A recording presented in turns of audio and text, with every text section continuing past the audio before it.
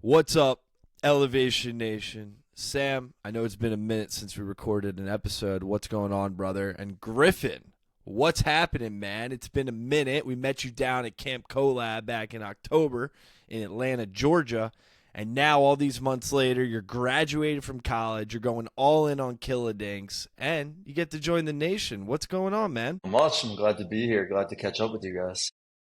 Griffin, we're hyped to have you finally on the podcast. Man, I feel like this has been months in the making. To Parker's point, we obviously love entrepreneurs. And so when we got to meet you at Collab, we were like, this kid, you get it. You just get it. And you get that there's more to life out there. And we love your entrepreneurial spirit. And so obviously Parker and I know a ton about you. We got to hang out with you down in Atlanta. But for Elevation Nation that's listening, can we have a little elevator pitch on who you are? Of course. My name's Griffin Toren. I am 22. I just graduated the University of Miami, and I'm founder CEO of Killa Dinks. So Killa Dinks, we are a pickleball company. Originally started as our own pickleball brand, but mostly specialize on custom promotional paddles for different companies and events. And that's where we met Parker and Sam at a camp collab event where we did paddles for a big camp conference where all these directors came in for a nice little get together. So It was a nice to get together, and I will say Sam kicked my butt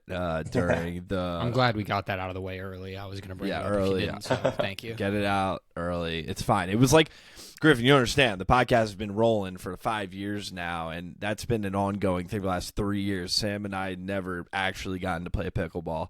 I grew up playing tennis, not a lot of pickleball. Sam's been getting into pickleball down in D.C., and I'm like, bro, I kick your butt. It's not that hard. I played ping pong. I played tennis. I held my own. Sam had played, a lot more. He ended up winning. And so I give you that glory, Sam. How about that? it happens. Sounded like a lot of excuses to me, but I'll take the W gracefully, and I can't wait to run it back again this year in Asheville, where I will again kick Parker's ass. Griffin, you will kill me, so I'm not going to play you, but Parker, I'm coming for you again. So yeah, pickleball is obviously core to what we do, and Griffin, you obviously caught the bug like so many Americans during COVID. I think was just the obsession of so many people when they had to be outside, and so talk to us a little bit about you're a college student at University of Miami, right? What are you studying? What are you dreaming about? And where the hell does this company come from? Yeah, so honestly, I caught the bug a little bit before I even went to the U. My family moved from the Philadelphia area down to South Florida during COVID, like a lot of other people made that migration. And I had no friends. Nobody in my family had any friends, so we kind of all just started playing pickleball as a family together. And originally, like my grandmother actually bought us our first paddles, which doesn't really help with the stereotype of the fact that pickleball is like this old person sport. But as we got out there and started playing, I saw kids, families, like a group of kids coming after school to come play, and it kind of changed my whole mindset on the sport. And every time we tried to go out to the courts, it was packed.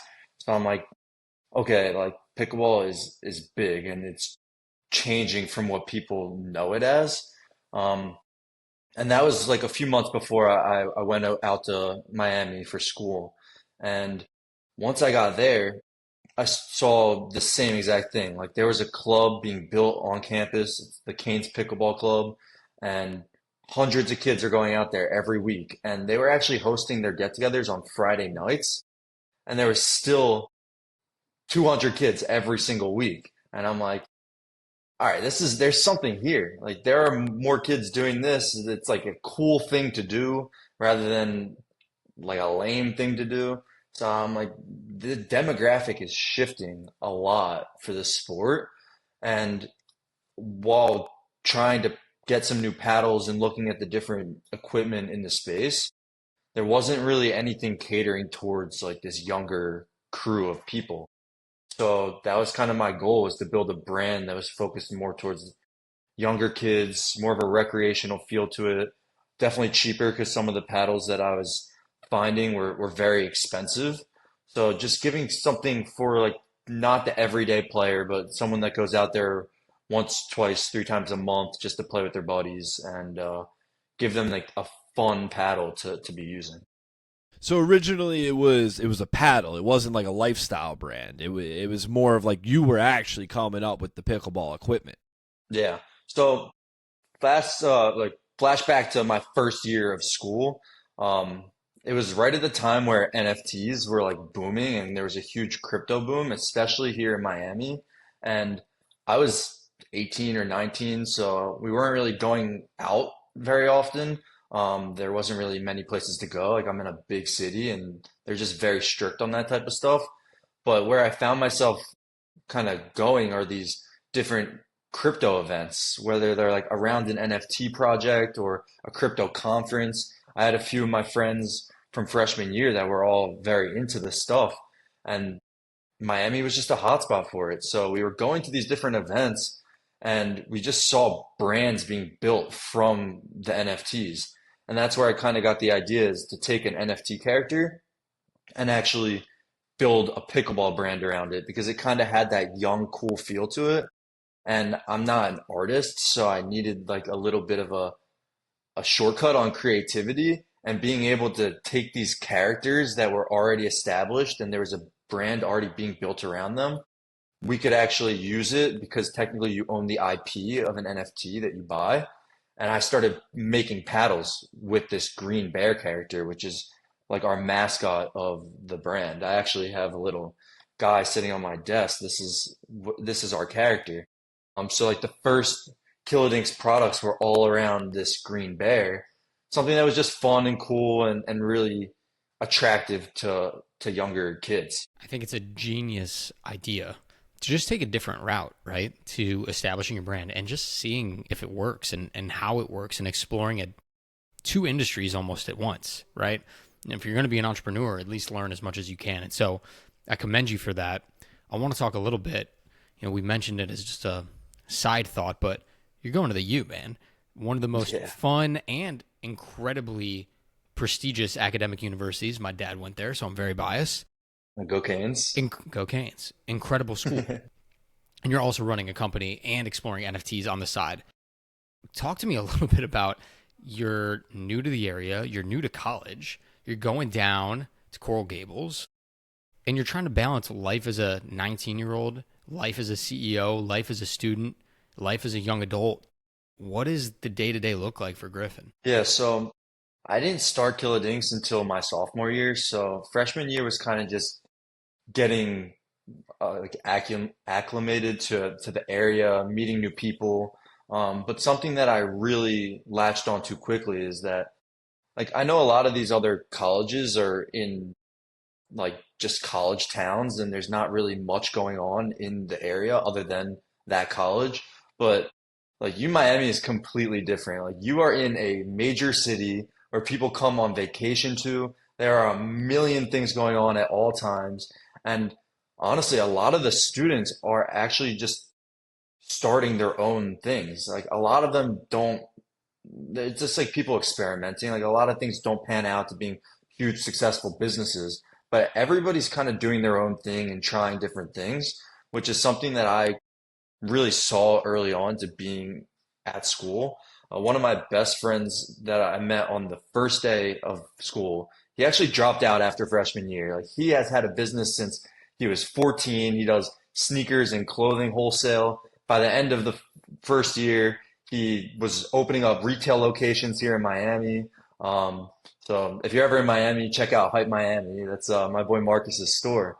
But like, I got to watch him do this stuff, and I'm like, this is incredible. Like, I came from the Philly area, the suburbs, where everything was very cookie cutter. People weren't major entrepreneurs. People weren't starting businesses in high school. And I just got here and saw a completely different type of life. So that's really what opened my eyes into being able to start something at a young age, and like it is very possible to do it. But there's obviously a ton of distractions out here, and like I feel like the Miami motto is work hard, play hard. It's like people are doing the absolute most, and it's just finding balances, not getting too distracted, and staying in your lane because at the end of the day, you gotta stay dedicated to your craft, or you're just gonna have to move out of Miami and find somewhere else. Listen, I respect it. I think obviously there's a ton of distractions regardless of any place you go in college, let alone It's going true. to college in Miami, just Yeah. with everything happening. I Yeah. mean, a little backstory into me at University of Maryland, obviously more college town. We're close to DC, but like, you know, I think they're a lot more entrepreneurial now, but I never got into the business school. And I was so upset about it. I was always talking with Sam, like, I got to figure out a way to learn business a different way. And so I got involved in a startup that helped me really learn the ropes of business. And Totally. my education in college was actually doing it, running operations, doing the marketing and the sales and this and that. And so I'm curious for you, like, when you started Killa Dinks, was it really to make a buck or was it just to try something out? Because for me, it really wasn't about making a buck at all. It was nice making a little extra money, but I was actually trying to learn as well what Yeah. it means to be like a businessman. 100%. Like it was never about the money. It still really isn't about the money. I love doing what I do. I love building things. I love being a part of things. Even when it's not my own business, I'm still actively trying to get into like involved in other people's businesses, whether it's from a investor perspective, an advisor perspective, or just being like a mentee of some of these people here in Miami that are running wildly successful businesses. It's like I find learning about different business models and how people have done it extremely interesting. And I've always like wanted to be successful. And when I was younger, it definitely was like driven by a financial goal. But at this point, it's just I like to win. And like when you get even when you get those small wins, like it just is what continues to drive me. Like it feels good to do something that other people aren't doing, that people are looking at you and they're like, how did you even do that? Like, we haven't really even talked about the custom paddle stuff that I've done, but we've done collaborations with some huge companies. And like, people are always asking me, like, how did you even get in touch with these companies? And it's just, that's the feeling that kind of drives me is doing things that I never thought I could do like a year ago, and now they've just become kind of normal to me. So yeah, I it's mean, really never been about the money. It's all about just learning and being a part of things. we call that Griffin in Elevation Nation the elevator mindset, right? So many of our friends who we love and not bashing on them, but they're super content with a very Yep. normal life, right? Yeah. And that's fine for some people. And so we like to ask, and I think I already know your answer, do you think having this mindset is a blessing or a curse? Because sometimes I look at some buddies that are super content with their normal life, doing their thing, Yeah. with a bit of envy because for Yep. Parker and I, like we just did our biggest speaking tour ever, spoke at 7 camps in 3 weeks, and I'm like, all right, what's next? Like we didn't do good enough. We got to fix this speech. We got to get more gigs. We got to do that. We got to Yeah. do this, and it's like it's never enough. And so I ask you, No. yes, like I love that same. Oh my God, how'd you guys do this? But then, like we have the shortest memory ever. Like we're ready Yeah. for the next thing. Do you feel the same way? No. Yeah. I think it's a blessing and a curse. It's like I love feeling this way. I wouldn't want to be living any other way. But yeah, I just graduated college, so a lot of my peers are how you just described. They just are got jobs or they're looking for jobs. They're just living out their last summer because, we just graduated and it's almost adulthood, even though I feel like I've been living adulthood for 4 years. But I always have said, like, ignorance is bliss. Like, I would love to have been in their position where I can just kind of screw off and just enjoy my life. But at the same time, it's like I wouldn't want to be where they are now. I am glad that I put the early work in to now that it's paying off and I can graduate college and I'm not struggling to look for a job because I have a company that I'm working on. And even if I was looking for a job, I've spent the past 4 years building my network and talking to people and proving myself to people. So I've been offered jobs without even looking for them. And it's like, I am happy where I'm at, but at the same time, you watch some people going to these clubs in Miami or these festivals and they're on like a semester long bender and I'm like, I don't even want to be partying. Like, I don't like the partying, but it would be nice to not have the internal stress and pressure that I give to myself all the time because it's, I am 22. Like you only get these years once. It's like you're only young once. Eventually I'll have a family and like true real responsibilities, even though I already have responsibilities. It's like responsibilities you cannot escape. And I don't want to look back and be like, damn, I should have enjoyed my life a little more. Um, but it's just figuring out that balance, especially now that I'm graduated. Not comparing myself to anybody else. You just have to find like an internal peace with where you're at and balance the fun and the personal stuff with grinding and building a business. And it's definitely complex, and it's definitely something that I personally struggle with a lot because I just let myself get too emotional about things sometimes, and it's like I wish I could just take a step back and enjoy the journey a little more. Well, sometimes the enjoyment in the journey is going through the pain and the hardship and the struggles, and Yeah. you realize that when you're looking back and you realize, wow, I'm elevating. I'm getting to a place where I want to be. But man, like you get to that goal and it feels good, but really the joy is in the journey, right?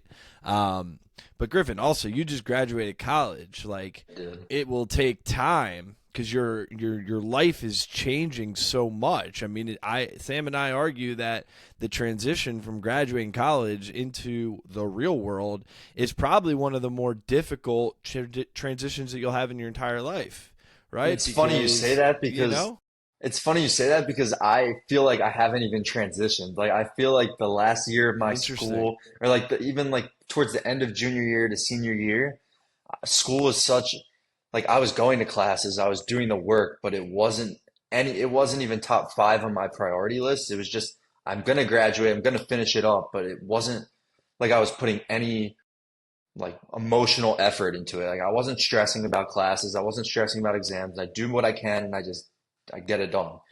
But so like now that I've done, it's just like the only difference is I don't have to show up to class. And like I'm still in the same city.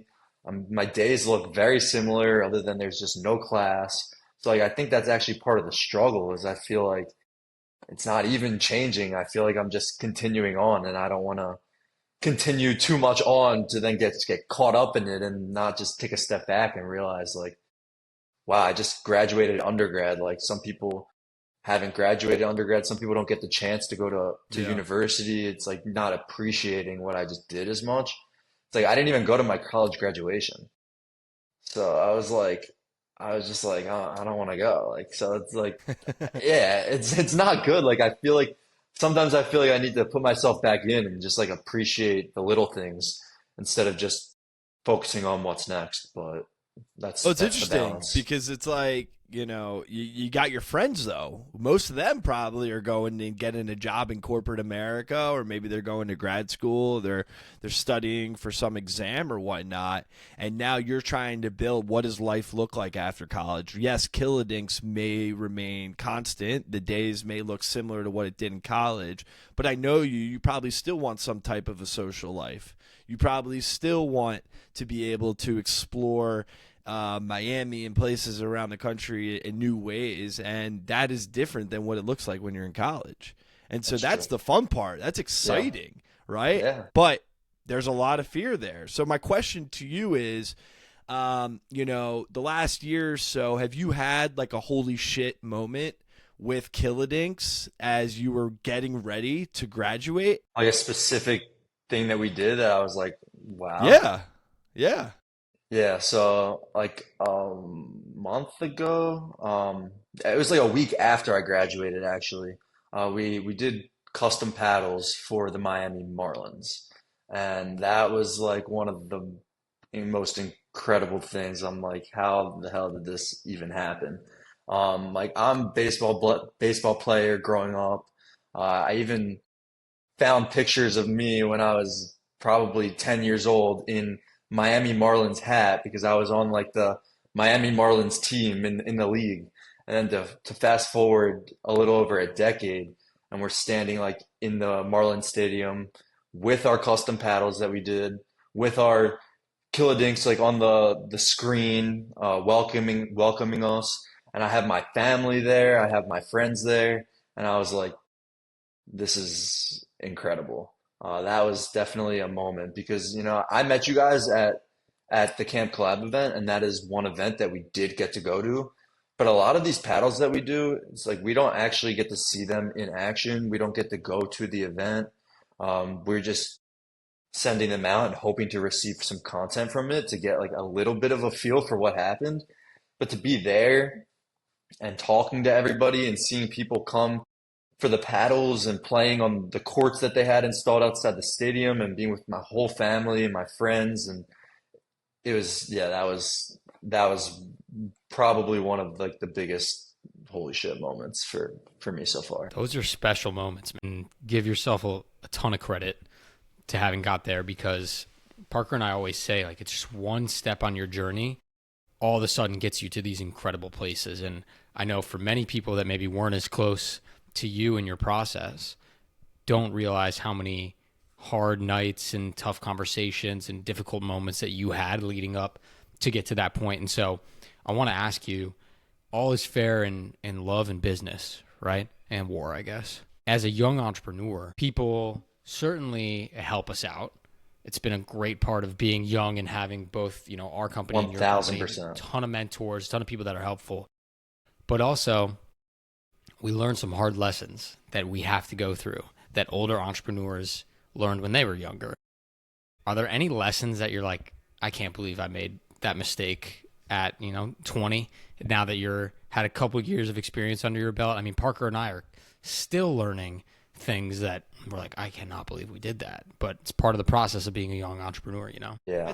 First of all, that's a part of being any entrepreneur. If you're not failing and then looking at your failures, like, you're not going to make it. I think it's more like not specific mistakes that I made, but how I reacted to those smaller mistakes is what really been trying to learn over the course of things, is because I get really caught up on like little stuff, and just acknowledging that this is normal and like I'm gonna get through it and not having like a panic attack about things is like one thing sticks out to me very specifically is we did paddles for a kid's 12th birthday party, and it was actually here in Miami, and we did everything right for this, like everything right, but UPS lost the paddles on the way from our facility to the kid's house.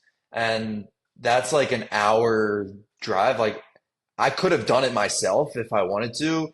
And I sat there telling myself like I should have done it myself, even though it would make no sense for me to drive an hour to drop paddles off when you could ship at UPS. Like that's how you're supposed to run a business. But now that something went wrong, I'm like thinking of everything I should have driven them myself. Then I'm going to his house, looking at the neighbors' doors, seeing if they might have received it.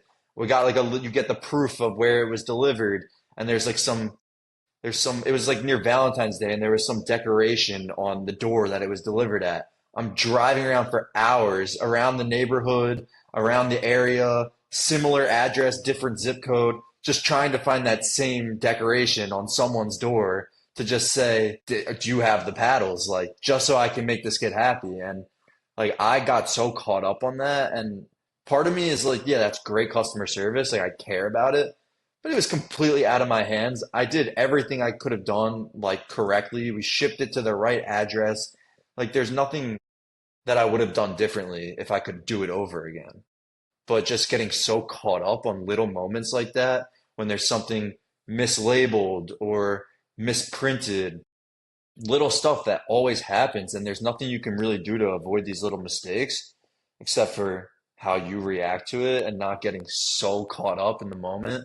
And I feel like I'm getting better at that as I get a little older and get a little more experienced, because that's the stuff that really can hold me back as a person. And I get paralyzed for a week or a day just wasting energy on something that is kind of pointless. Even something like when the tariffs happen, like we import from overseas, and when that stuff happened, I was paralyzed. Like I did not know what I was supposed to do, what I should do, I didn't know anything.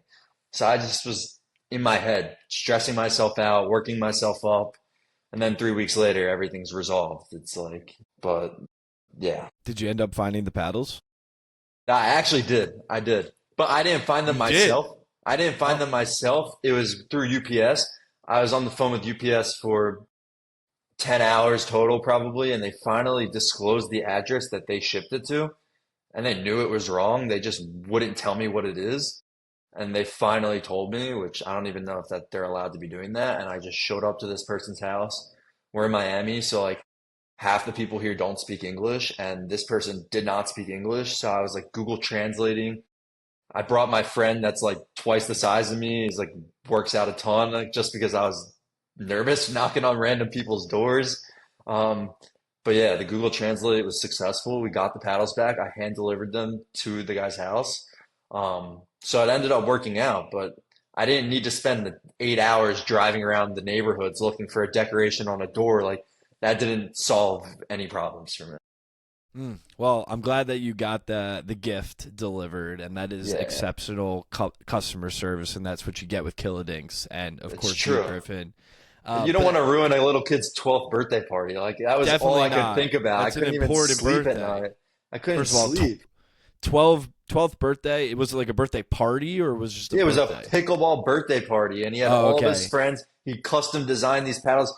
I don't even know any other 12-year-old that has their own logo, but he did. So he had his own logo on the paddle. He designed it himself. He was so excited, and I was like, I was just so disappointed that I couldn't make it happen, but we made it work. But yeah, it's just the Li- little things. Listen, I mean, maybe that was that. I think my last birthday party was my 12th birthday party because next year was my bar mitzvah. My mom's like, "I'm Yeah, not throwing you a birthday party." So yeah, maybe it is. you had the opportunity to make his last birthday party really special. Yeah. So And we just putting did, it out there. and we Exactly. did. But also, I want to just like touch a little bit more on that too, and then we can move on. But like, that's life, right? That's business. That we have these ideas of how life is supposed to turn out. We have these ideas of how business is supposed to turn out. And reality, and part of growing up is realizing that it never turns out the way we want it to or hope it to be.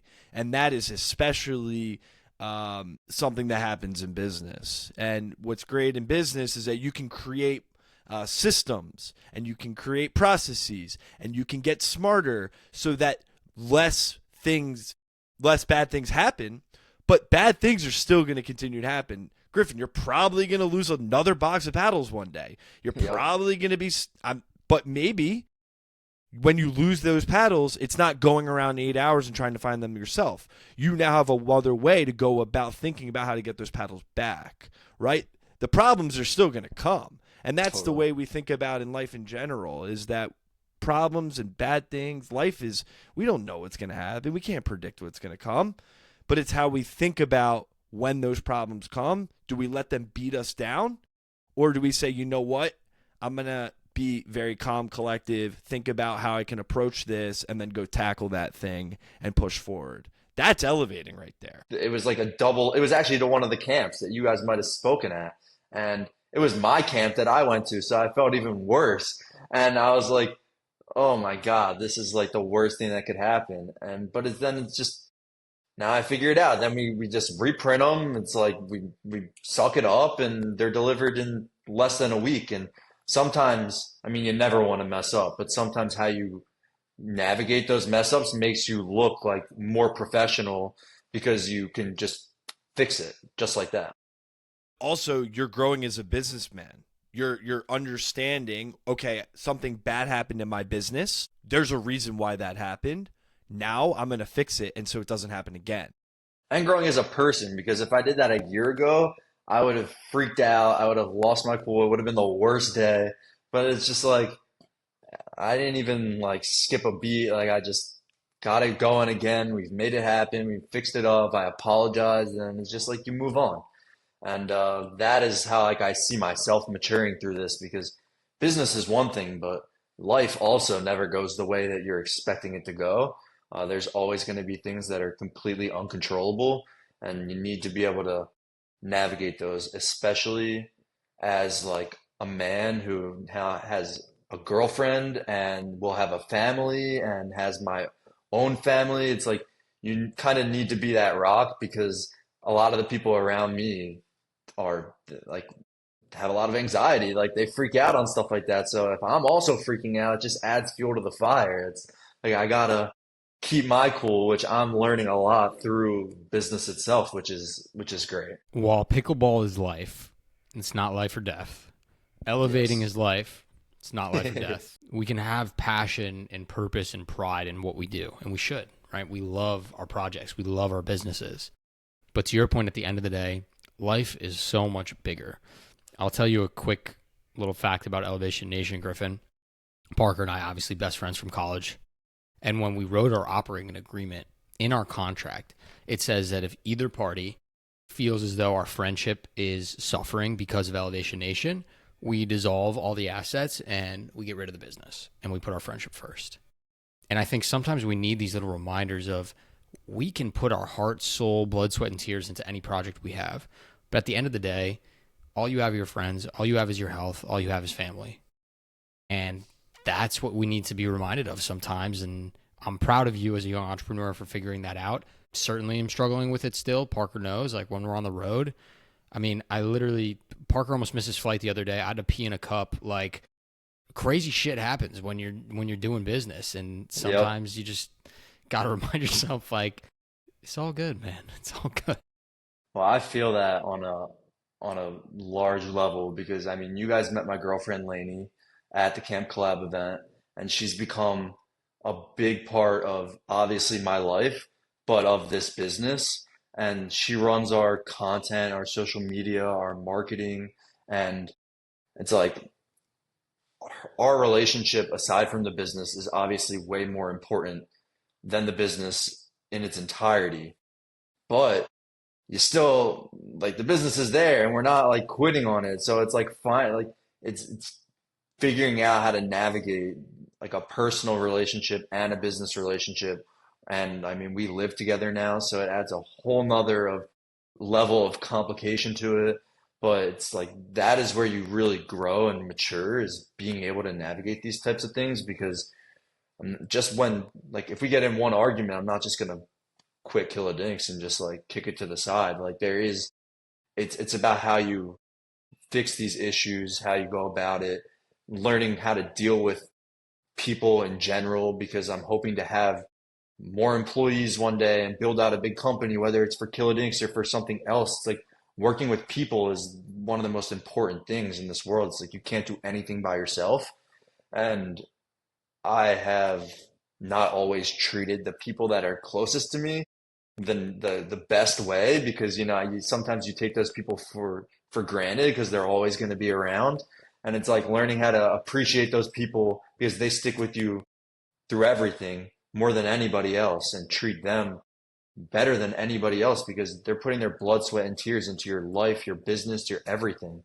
So it's been a huge learning experience on just how to manage people and how to deal with people, especially when it's your significant other. Or I mean, my dad played a large role in the business very early on, and even to this day he ships out a lot of the stuff because I live in a small apartment here. So it's like treating these people with a ton of respect is the most important thing because they're doing this because they love you. Exactly. Such a good point. And maybe I look back at when I was in high school or college, maybe I had a little bit of a leash to be something or someone, or I'm in college, I'm still figuring things out. But Yeah. you're now out of college. I remember out of college, the stakes are higher. There's more Yep. expected to you. You're now a full-grown adult.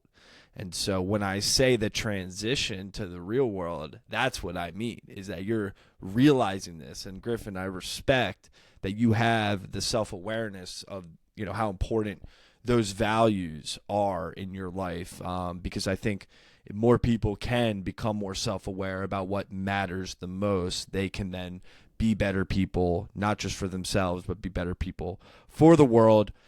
Griffin, got one more question for you before we move into our final question, but you got to tell us what's next for Killa Dinks. What's next for Killa Dinks? I mean, we are just chipping away at custom paddles. So like I know we talked about the brand a little bit in the beginning, but at this point we pretty much fully pivoted to like a custom paddle incubator, making custom branded paddles as promotional items for companies and events. I mean, we've worked with companies like Hard Rock, Poppi, Patek Philippe, obviously the Miami Marlins. We just made paddles for OnlyFans, which is just some of these huge companies that I don't even know how I found myself working with. But just continuing to do that, now that I'm out of college, my full focus is on this. So kind of putting in those processes that we've been talking about throughout this conversation and just scaling this company, We want to be everywhere. We want to be people's first thought when they're thinking about custom paddles, pickleball.